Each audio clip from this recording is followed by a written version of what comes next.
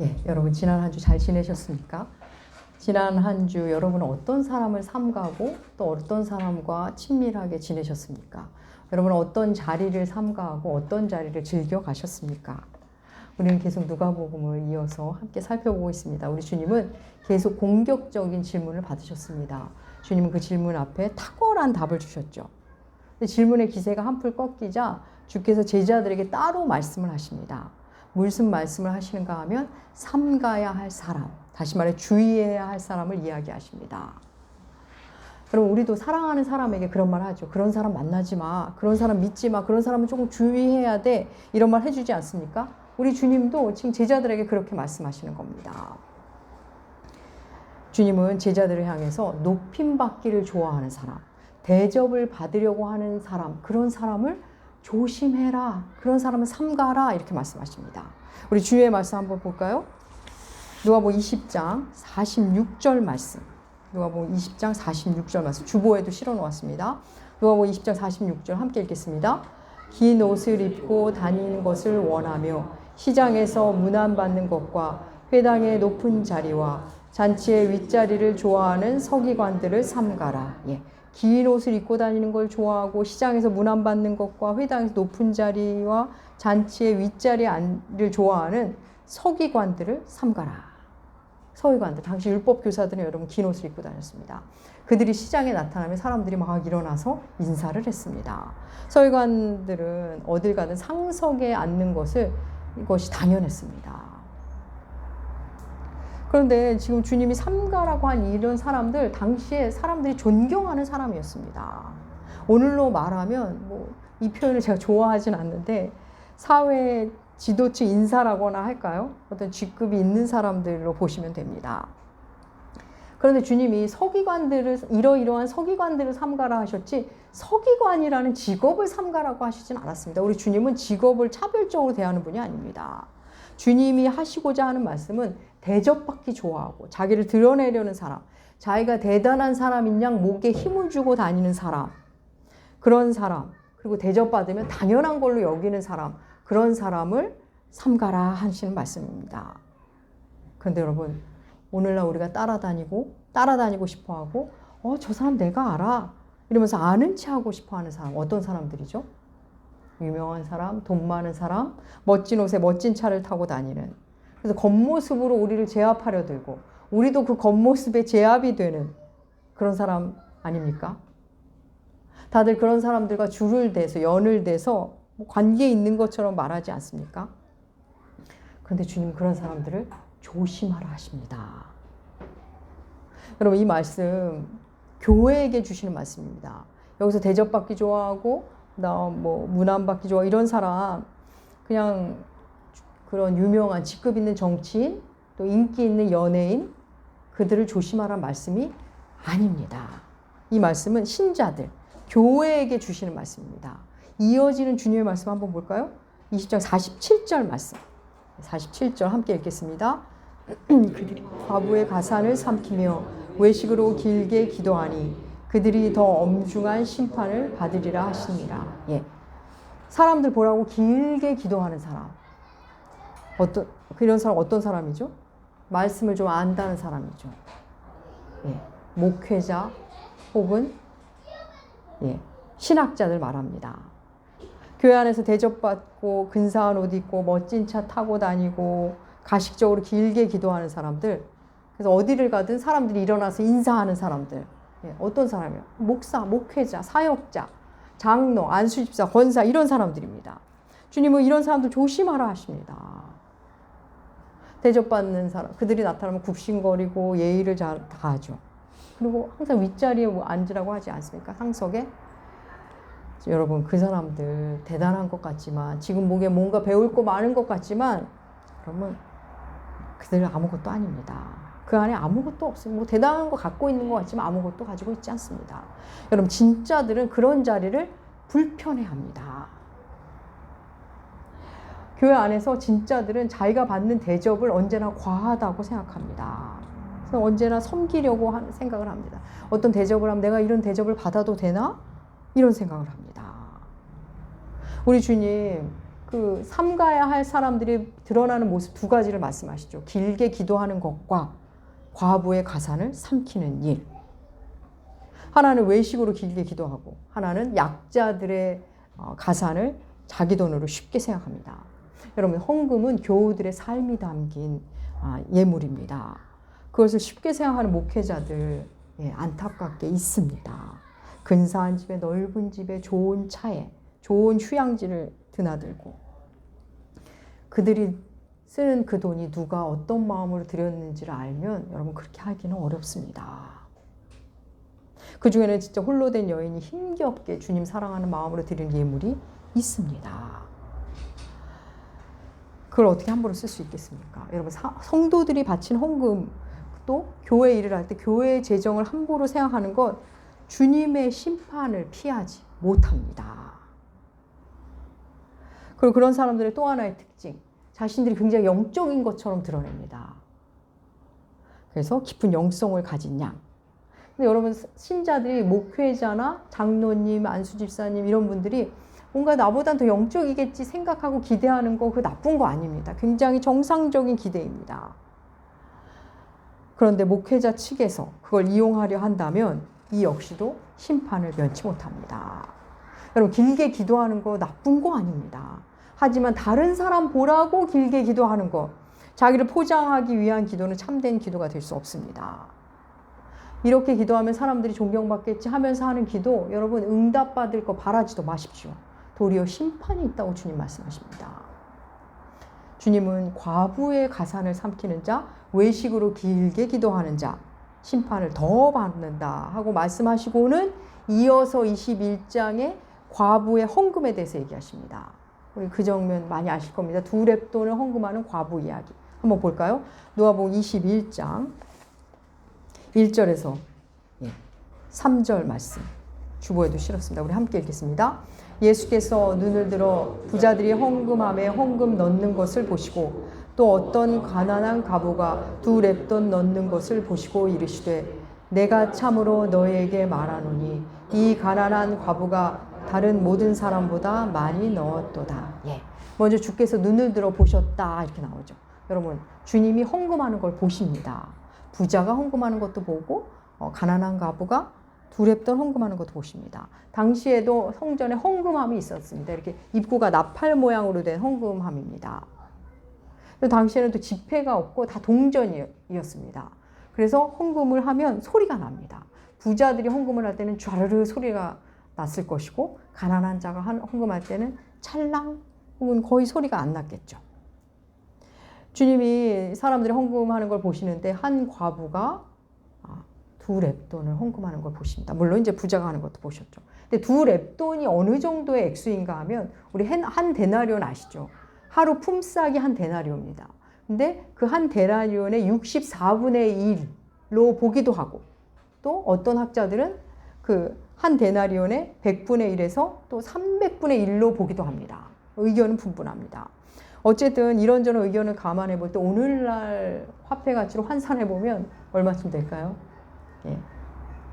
적게 보면 500원, 많게 보면 1200원에서 1300원 정도로 볼 수 있습니다. 오늘날로 보면 유치부 아이들이 이제 엄마한테 500원 동전 받아서 하는 그런 헌금 액수 정도입니다. 그러니까 500원에서 1000원, 1500원 사이. 아무튼 주님은 헌금하는 걸 보십니다. 부자가 헌금하는 것도 보시고 과부가 헌금하는 것도 보십니다. 근데 주님은 둘 다 보시고 과부가 가장 많이 넣었다고 말씀하십니다. 부자는 풍족한 중에 넣었고 과부는 가난한 중에 생활비 전부를 넣었다 이렇게 말씀하십니다. 일단 주님의 말씀하신 내용은 여기까지입니다. 이렇습니다. 근데 여러분 오늘 말씀을 오해하시는 분 많으실 겁니다. 지금부터 여러분 정신 바짝 차리고 오늘 말씀을 들으셔야 합니다. 여러분 말씀을 언제나 문맥 속에서 읽어야 한다고 우리 나무교회는 늘 강조하지 않습니까? 누가복음은 의도적으로 앞부분, 그러니까 20장 마지막 부분에 뭐라 그러죠? 과부의 가산을 삼키는 악한 종교 지도자 얘기를 하시고 이어서 21장에 두 렙돈을 헌금하는 과부 이야기를 배치해 놓았습니다. 여러분 이 부분은 그러니까 성경은 여러분 항상 문맥 속에서 읽어야 한다고 말씀드렸습니다. 원래 성경은 장절 구분이 없습니다. 그래서 여러분 그냥 20장과 21장을 이어서 읽으셔야 합니다. 그래야 그 의미를 선명히 아실 수 있을 겁니다. 오늘 바라기는 여러분들이 이 본문에 대해서 명확히 아시면 좋겠습니다. 그렇지 그래야만 여러분이 이 본문에 과부의 두렵던 헌금에 대한 본문이 주는로 인해서 느꼈던 불편함으로부터 자유로워지실 수 있습니다. 결론부터 말하면 여러분 이 이야기는 믿음 좋은 한 과부의 아름다운 이야기가 아닙니다. 주님은 이 과부를 칭찬하기 위해서 이 말씀하신 게 아닙니다. 앞서 과부의 가산을 삼키는 종교 권력자들을 비판하시기 위해 하신 말씀입니다. 앞서 그러셨죠. 과부의 가산을 삼키는 자들 더 엄중한 심판이 있을 거다 하고서 이 과부의 두렵던 이야기를 하셨습니다. 오늘 말씀 이 과부의 두렵던 본문을 읽어보시면 이 과부가 감사해서 했다, 진실한 마음으로 했다, 혹은 억지로 했다, 어쩔 수 없이 했다 이런 말씀은 전혀 없으십니다. 그냥 두렵던 했다. 그의 생활비 전부다. 그리고 그게 가장 많은 헌금이다. 그 말씀만 하십니다. 오늘 말씀 통해 오늘 말씀 헌금에 대한 말씀이 아니라 종교 권력자들이 가난한 자를 얼마나 약탈하는지를 드러내시는 말씀입니다. 오늘날도 많은 교회들이 헌금 많이 하면 하나님이 몇 배나 되갚아 주신다고 말하면서 헌금을 독려합니다. 물론 하나님은 그렇게 하시기도 합니다. 근데 그건 하나님이 알아서 하실 일이지 하나님 쪽에서 하실 일이지 우리는 할 수 없습니다. 헌금이라는 것, 헌금을 하고 난 후에 뭔가 일어날 일을 기대하면서 하는 게 아니라 이미 내게 일어난 일, 내가 받은 은혜, 그거에 감사하며 드리는 게 헌금입니다. 보상을 바라고 드리는 헌금은 이미 헌금이 아닙니다. 헌금은 여러분 투자도 아니고 뇌물도 아닙니다. 감사한 마음을 그냥 헌금으로 드러내는 겁니다. 헌금은 하나님을 향한 감사의 마음을 드러내는 가장 보편적이고 가장 일반적인 형태의 신앙 고백입니다. 투자하듯 뇌물을 드리듯이 헌금하면 그 헌금 자체는 의미 있는 일로 쓰일 수 있습니다. 그렇게 교회가 집행할 수 있습니다. 하지만 헌금한 그 사람에게는 아무 유익이 없습니다. 다음 주에 우리 함께 나눌 말씀인데 여러분 그렇게 가난한 과부의 돈까지 그 생활비까지 걷어들여서 지은 성전, 아름다운 돌과 대단히 비싼 건축자재로 지은 성전이 어떻게 된다고요? 무너집니다. 완전히 무너진다 말씀하십니다. 여러분 사랑하는 여러분, 하나님은 가난한 과부의 생활비 전부를 받으시면서 기뻐하시는 그런 악독 기업주 같은 분이 아닙니다. 여러분 생각해 보십시오.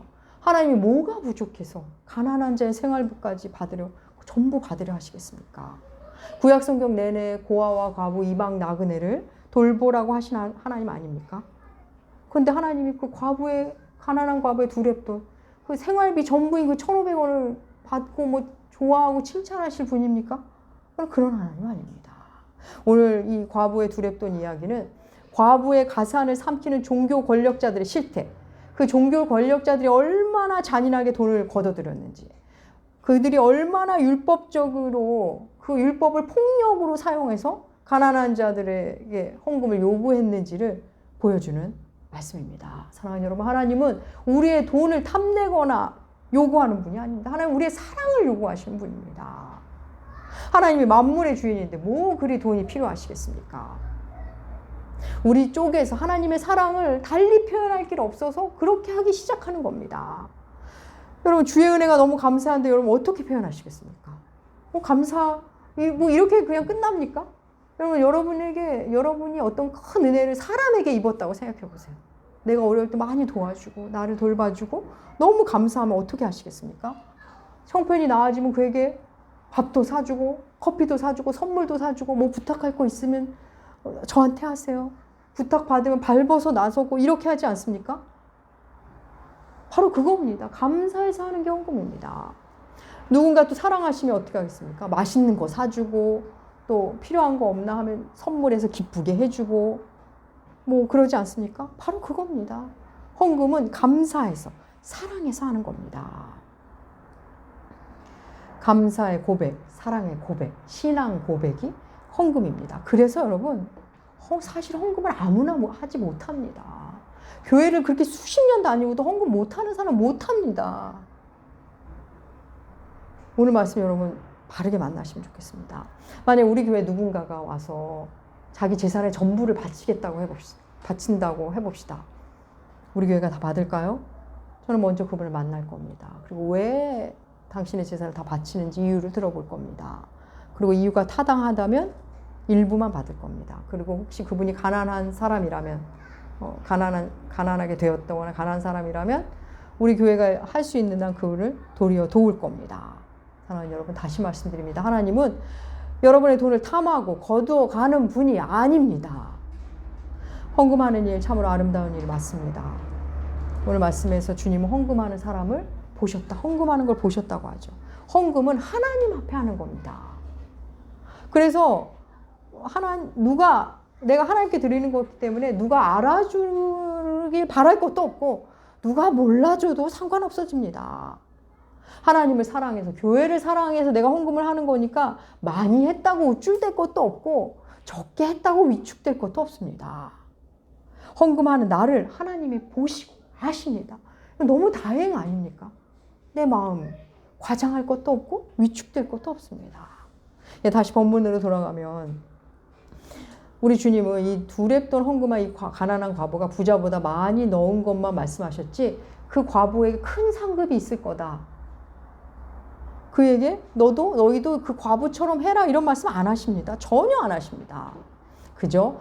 이 과부 몇백 원 했지만 1,000 얼마 했지만 그게 생활비 전부 다 부자보다 많이 한 거다. 훨씬 많은 거다 하십니다. 여러분 주님의 이 말씀 의미 아시겠습니까? 너희들 수백만 원, 수천만 원 헌금하고 많이 했다고 생각하지 한 과부가 더 헌금 많이 한 거야. 그렇다고 하나님 퍼센테이지로 받는 거야. 그런 말씀 더더욱 아닙니다. 너네들 성전세부터 이런저런 명목으로 헌금 걷어들이는데 그래서 많이 한 사람은 많이 했다고 축혀주고 적게 한 사람은 적게 한다고 무시하지 내가 보는 관점은 그게 아니라는 겁니다. 과부가 낸 돈은 너희가 보기엔 턱없이 적지만 그가 가장 많이 헌금한 거다. 너희 뭔가 잘못 알고 있는 거야 하면서 속상해 하신 말씀입니다. 여러분 이제 삼가해야 할 종교인, 삼가해야 할 교회가 더 선명해지지 않으셨습니까? 헌금을 하면 몇 배로 복을 받네. 이런저런 복 받고 싶으면 헌금을 해라 하면서 헌금을 요구하는 교회, 그런 교회 삼가셔야 합니다. 장로, 안수집사, 권사 임직하면서 스스로 감사하면서 하는 헌금 얼마든지 할 수 있습니다. 그런데 교회가 정해주고 자기네끼리 액수를 정해서 일률적으로 헌금하는 교회 삼가해야 합니다.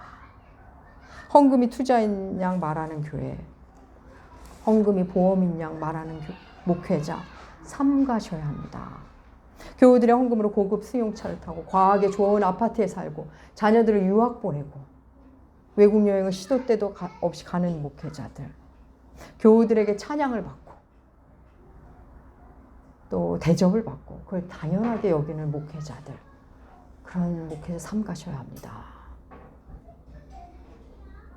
다시 말씀드립니다. 오늘 과부 두 랩돈 헌금한 과부의 이야기는 헌금을 해라, 생활비 전부를 내라 그런 말씀 절대 아닙니다. 종교의 이름으로 약자를 함부로 대하고 그러면서도 대접받고자 하는 악한 종교인들을 향한 엄중한 경고의 말씀입니다.